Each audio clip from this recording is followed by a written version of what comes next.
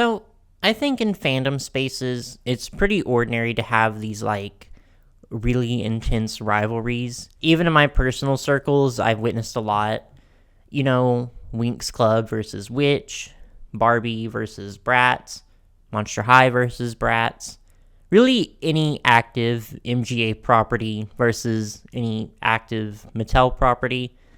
But probably my favorite, as you may have already surmised from the title of this video, is the ongoing war between Mattel's Ever After High and Disney's Descendants franchise. Which, if you aren't familiar with, you're in luck, because I'm going to explain it in the unnecessarily excruciating detail only a Virgo like me could.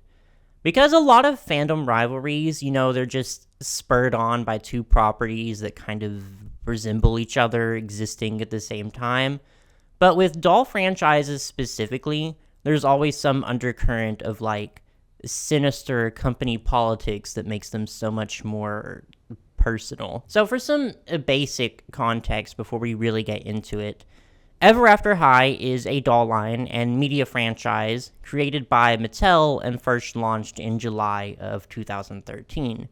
The main characters are all children of legendary fairy tale figures, like main characters Apple White, daughter of Snow White, and Raven Queen, daughter of the Evil Queen. Important to note here is that it was released as a companion and sister series to Monster High, which was launched a few years earlier. Descendants is a series of films by Disney, first announced in December of 2013 and premiering in July of 2015. The plot revolved around the children of Disney characters existing in this kind of shared universe, mainly focusing on the children of Disney villains, such as Mal, daughter of Maleficent, and Evie, daughter of Disney's Evil Queen. Although it is primarily a film franchise, dolls have always been a pretty core part of its merchandise and marketing. The dolls for the series are made by Hasbro, who is kind of an important third player in our little feud here. So, with just a cursory glance at the plots of the two, it's easy to see why this rivalry would develop. They're very similar, and Descendants went into production just long enough after Ever After High was made public that it made sense for some fans to accuse Disney of being, let's say, inspired by Ever After High. But it does go a lot deeper than that, because you cannot even mention Descendants basically anywhere without getting hounded by Ever After High fans who insist that Ever After High was better. And this may seem petty, because it is, but it's also a little understandable, because it's a very common sentiment that Descendants is the reason that Ever After High was discontinued around 2018. So while Descendants gets to continue on to make more movies to sell more dolls, Ever After High is dead.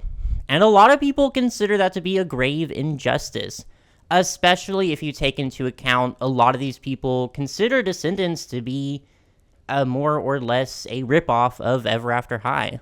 Personally, I was a really big fan of Ever After High, and kind of just a fan in passing of Descendants. I watched the movies and the auxiliary media, but I just couldn't get into it the way I did Ever After High.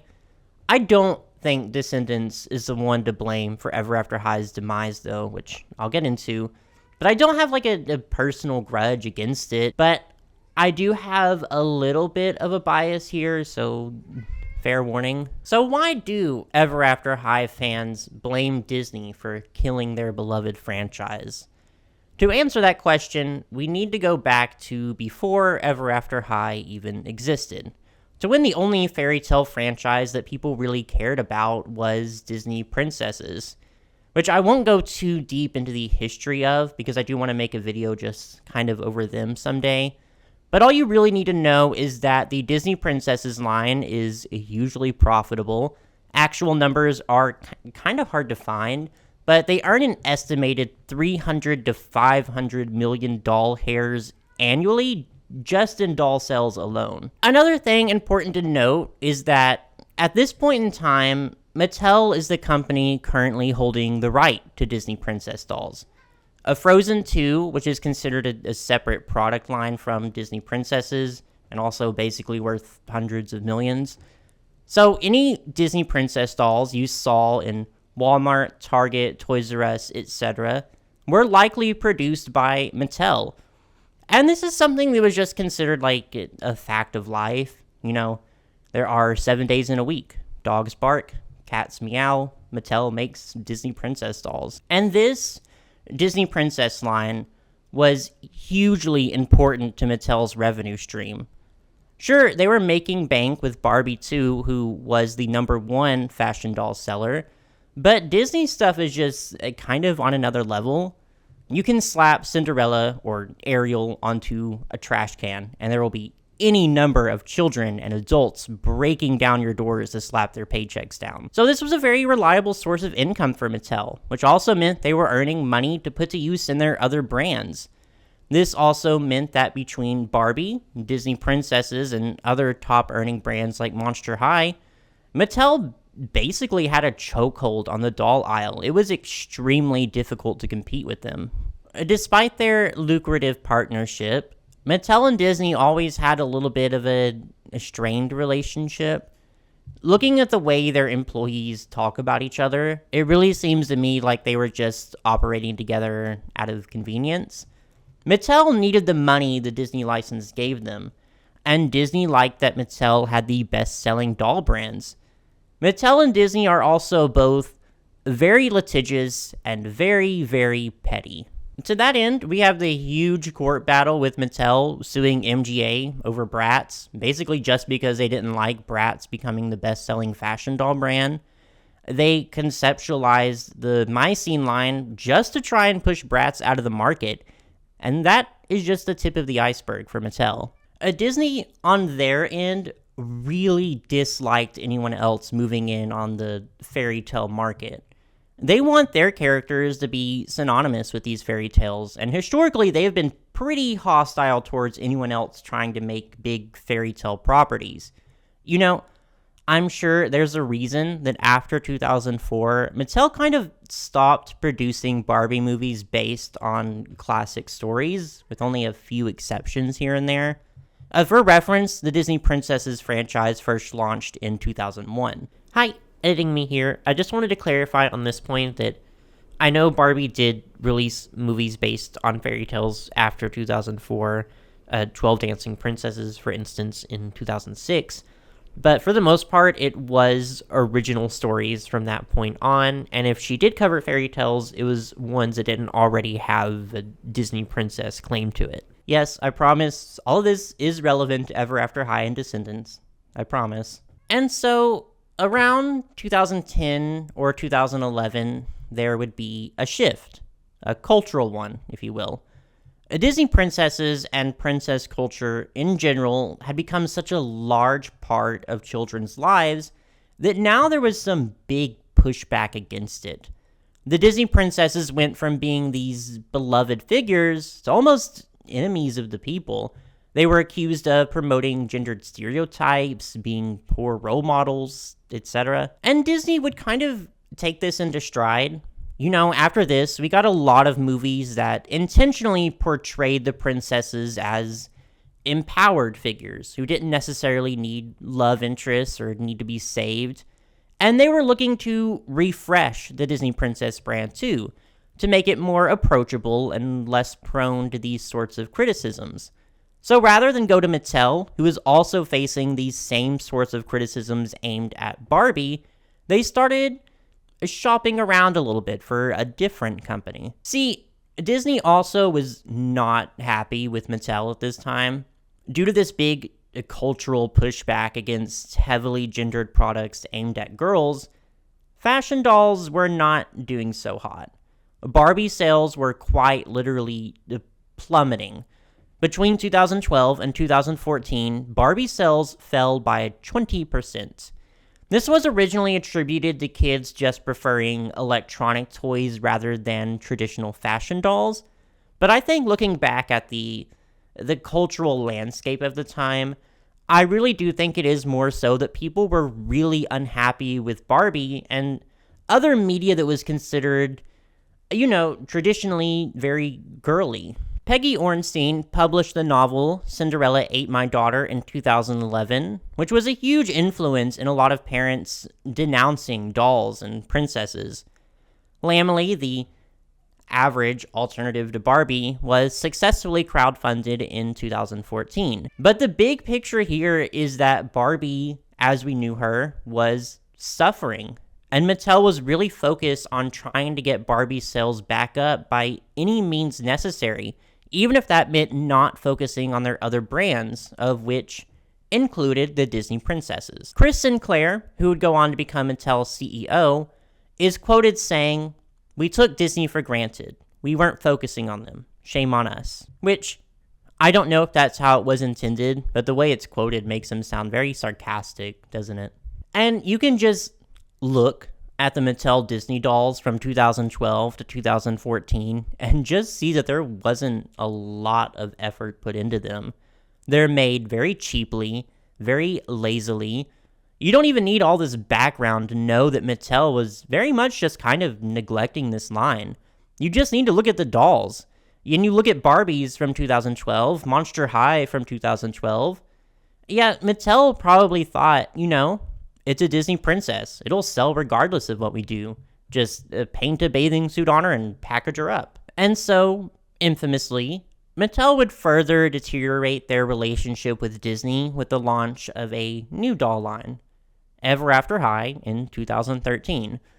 Which obviously I can't say for sure, but judging by Mattel's financial situation at this time, I assume they were attempting to supplement Barbie's falling sales by attempting to replicate the success that Monster High brought them with their launch a few years earlier. There's a Bloomberg article that goes into a little bit of detail on Ever After High's conception, which makes it seem like it wasn't really an intentional decision on Mattel's part to try and compete with Disney princesses. According to Stephen Sumner, a designer who was at Mattel at the time who worked on initial sketches of Ever After High, the line was first conceptualized as a line of witch dolls, but it turns out that market was being cornered by Bratzillas, which were released in 2012. So the characters were instead adapted into princesses, which the Bloomberg article describes as, they wear platform shoes, bodices, and short, sometimes see-through skirts,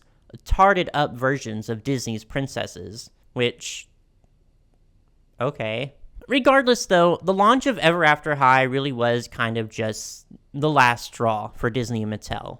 So, enter Hasbro. At this point, Disney was already in contact with Hasbro. They sought them out to produce dolls for a new franchise they planned on launching, which, of course, would become Descendants. Why Hasbro, you may ask?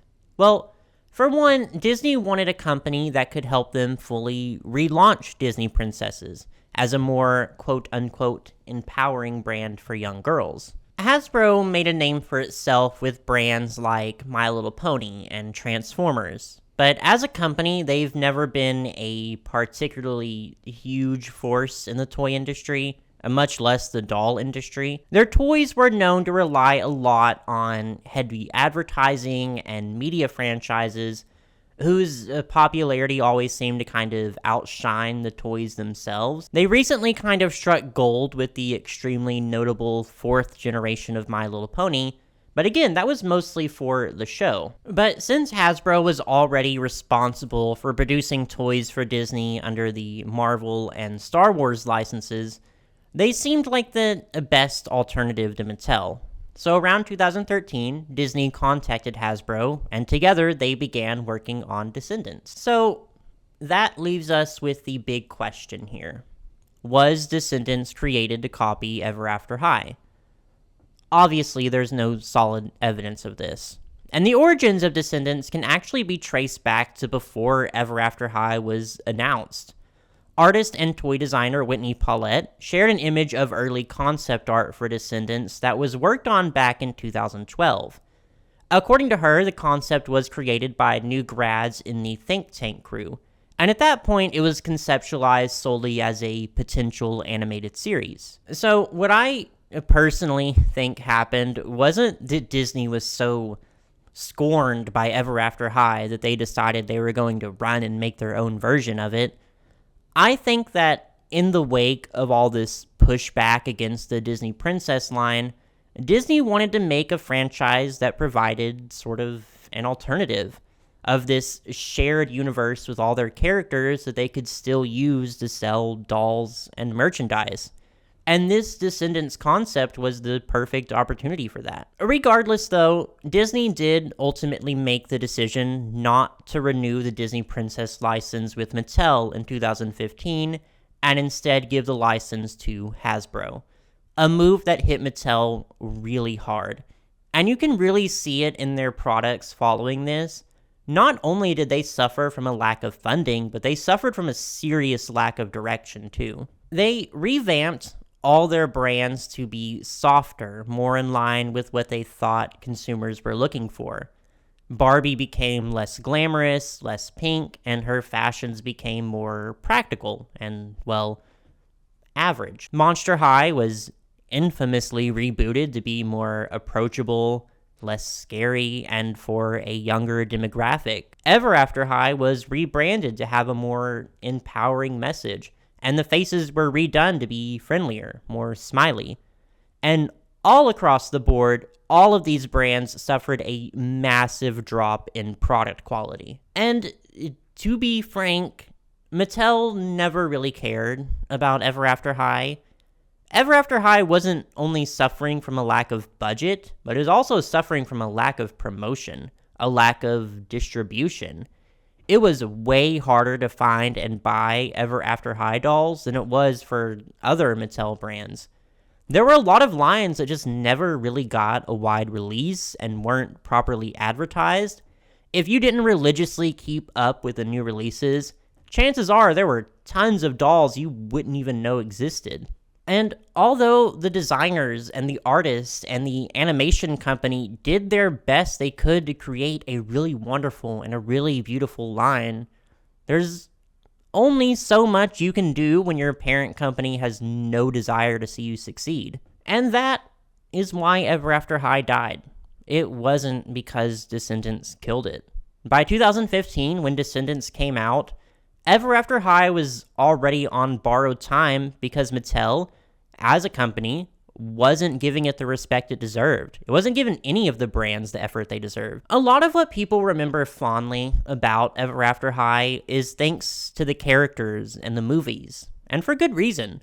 Regardless of what you think of the dolls, I do think Ever After High has some of the best animated movies, not just for a toy line, but kind of in general.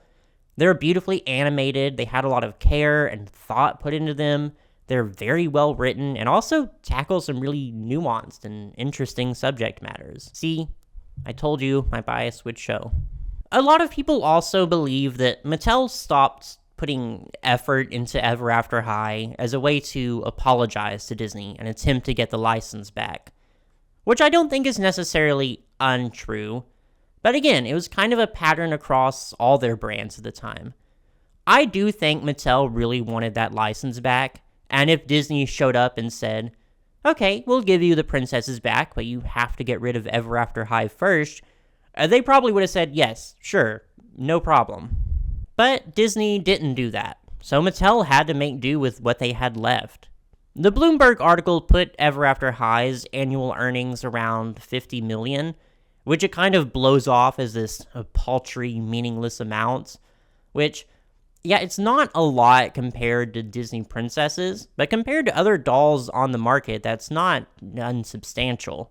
And I just don't think it would have been a very smart decision to start intentionally killing one of your own brands just for the possibility of getting a license back.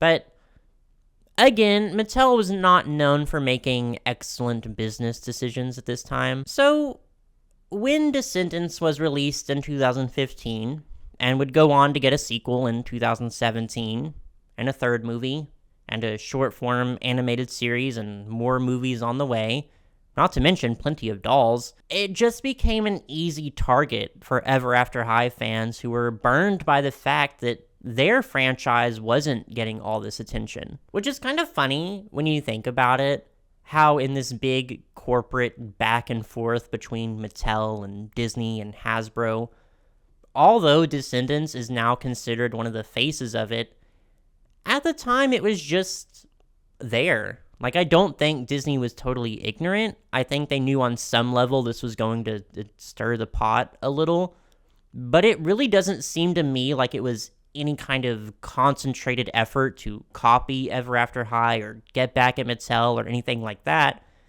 If anything, Descendants is just kind of a byproduct of all of it.